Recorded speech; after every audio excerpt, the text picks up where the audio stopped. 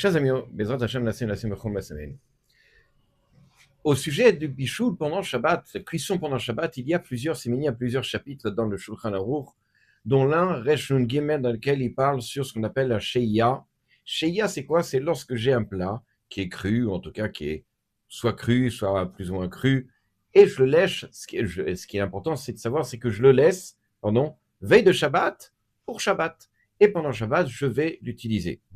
Alors, il y a plusieurs cas auxquels on interdit et des cas auxquels on permet. Je vous donne un cas.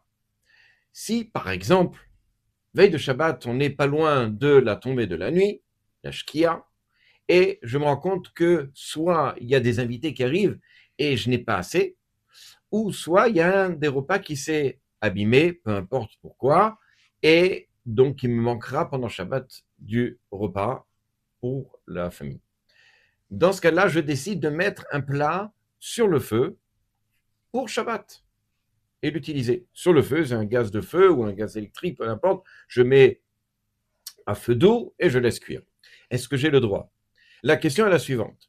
Si le plat que je mets sur le feu, il va être disponible le soir, pour la première Seuda, le soir, c'est-à-dire vendredi soir, pour pouvoir le manger, dans ce cas-là, je n'ai pas le droit de le laisser sur le feu. Je peux à la rigueur le laisser sur une plata, sur une plaque électrique ou sur peu importe. Si par contre ce plat-là que j'ai envie de laisser sur le feu, un feu doux, je sais que de toute façon, la première Seuda, la nuit, vendredi soir, je ne pourrai pas le manger parce que c'est une daf, il faut que ça mette quand même plusieurs heures à cuire et vendredi soir, ça sera trop court. Dans ce cas-là, effectivement, j'ai droit de laisser une casserole remplie de daf ou de peu importe, qui va cuire comme ça jusqu'à la deuxième Seuda, c'est-à-dire jusqu'à midi. À bientôt.